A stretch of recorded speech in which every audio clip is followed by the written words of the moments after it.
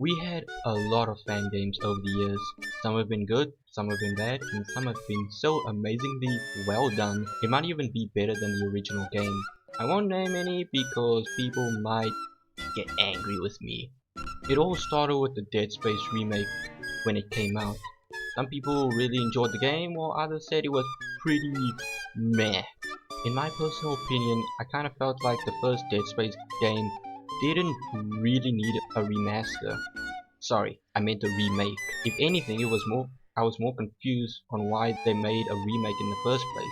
Resident Evil 1 remake was okay, but I do miss some of the bad voice acting. Resident Evil 2 was absolutely fantastic because of its visual upgrade. Seriously, the water particles for the rain was just phenomenal. Resident Evil 3 is probably the worst remake out of the Resident Evil remakes. Resident Evil 4 got a lot of mixed feelings when the remake came out. Remakes can be good, if they're done right. But have you ever heard of a demake? That's right, a demake. Opposite of remake. Taking a game with good graphics, or at least it was good when it first came out, and giving it that old retro Sony PlayStation coat of paint. This is a PlayStation 1 remake made with the Unity engine of a beloved action horror franchise. This is a fan game that is is a tribute to Visual Games' iconic horror game. This is my Game XP of... Also, if you don't know what Game XP is, it's basically just me experiencing the game. It's not really an official review, it's more just like my take of it. Let's start with the story, shall we? You play as Isaac Clarke. You know, the guy from Fortnite, the guy from Skate 3, and that little charm that you can get for your gun in Apex Legends. You know, that Isaac Clarke. Most gamers will recognize him for all the crossovers. I think I might be missing a crossover, but he's been in so much. Anyway, you start in an elevator and go in a room, only to find that the place is pretty abandoned. The only things you can find is a handy plasma cutter, plasma ammo, and a sign written in blood that says cut off their limbs. I don't know who wrote that in blood, but the info is kinda handy to whoever finds it, aka us. You most likely know what to do with the items you got and the info you have, so you shoot a switch thingy and proceed to the next room. Did I forget to mention that you can play this game with a controller? But watch out, because the necromorph is just on the other side of that door. There is only one way to kill a necromorph, and that is to, well, you already know. And if you don't know, I guess you can just rewind back a few seconds on this video. You make your way through the hallways of the ship and find yourself in a control room. Then a cutscene plays that is, I think, from the original first game.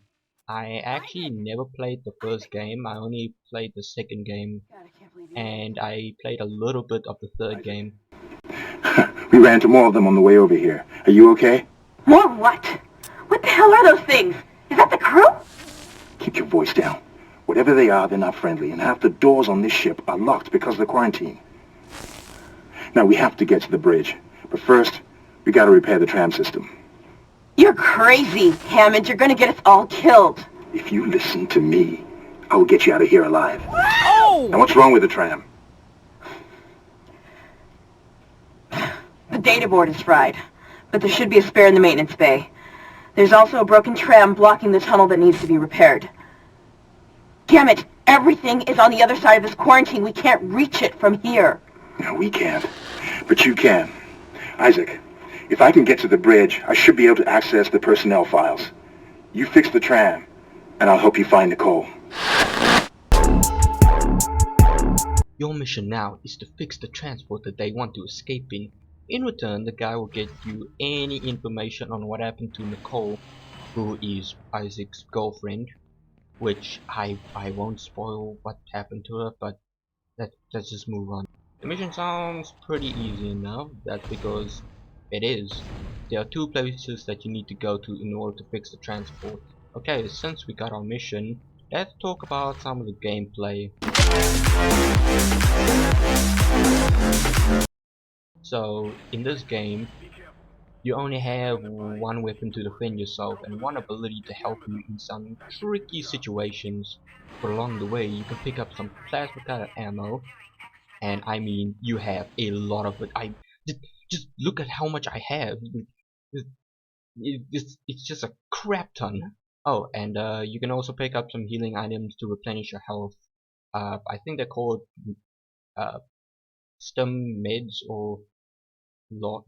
I think it's just called meds. They're just called meds. Anyway, you can only take about 4 swings from a necromorph before you become dead in space. Dead space.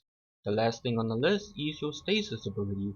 This can slow down objects and even slow down enemies when used. You only have a limited amount of shots, so use it wisely. I'll show you a clip on like how it works. Stasis will slow down fast objects and enemies. Looks like that going sounds functioning, Isaac. Try using the stasis module you just picked up.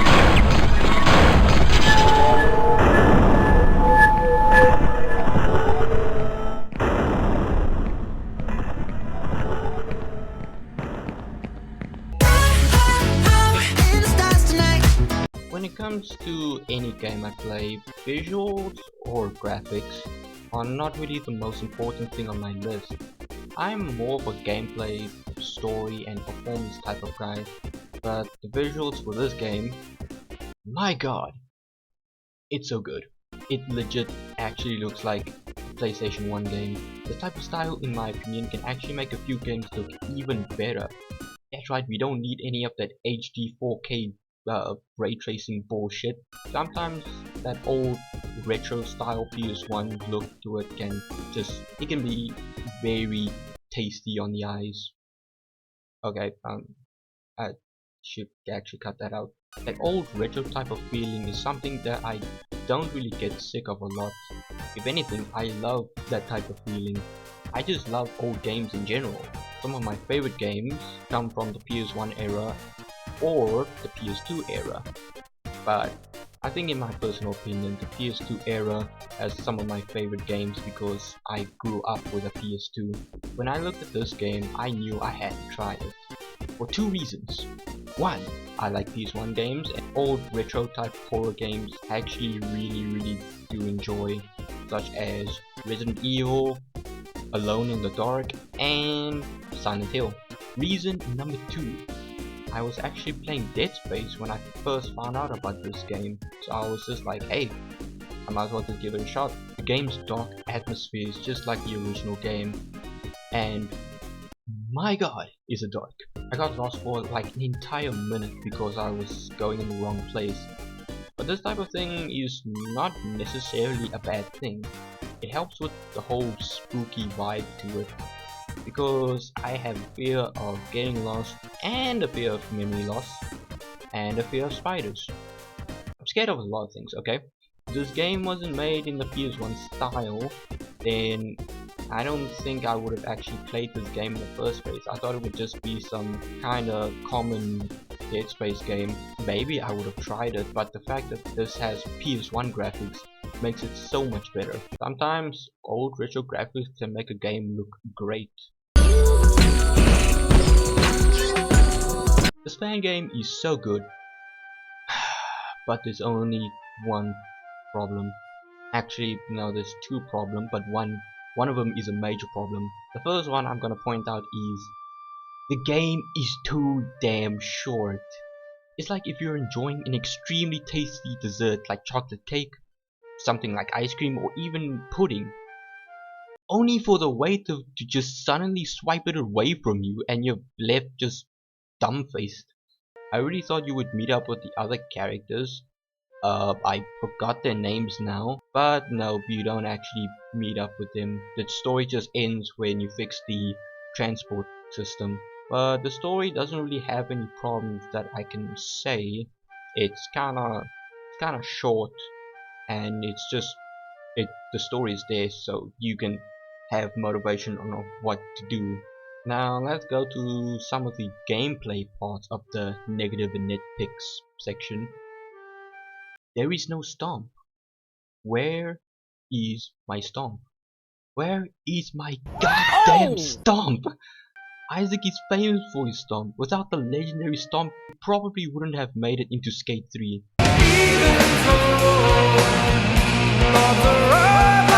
It's like if Seto Kaiba played an entire Yu-Gi-Oh! Duel Monster match without summoning Blue Eyes White Dragon at least once. That's probably the reason why they give you a crap ton of ammo, because there is no melee in the game. No like push, no anything. If you do happen to run out of ammo, which I doubt will even happen to you, unless you can miss every single shot, you are screwed, my friend. There is also no other weapons in the game, which is not really that bad. All you need is your trusty plasma cutter. You know, the main iconic weapon of Dead Space. Those are the only negative nitpicks I can name so far. There could maybe be more, but those were just like the major ones, and those are all the negative nitpicks I can name so far. There could be more, but I just wanted to point out the obvious ones. So let's wrap this video up.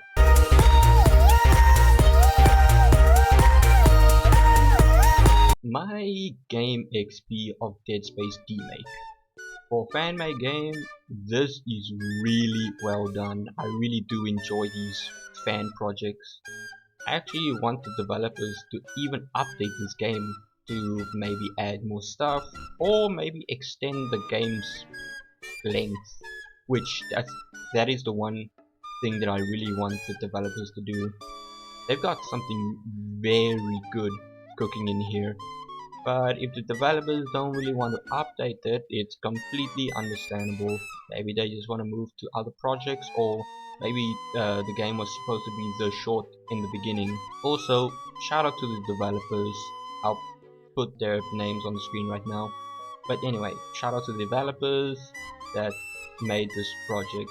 I really did enjoy this project that the developers made. If you're into horror games, if you're into PS1 games, or if you're even a Dead Space fan, give this a try. There's no harm into it. It's like, it'll take up like 20 to 30 minutes of your time, so it'll be fine. I'm SpyZeto, and I hope to see you in the future. Until my next game XP video comes out, which I don't actually know what idea. Anyway, bye you fellas.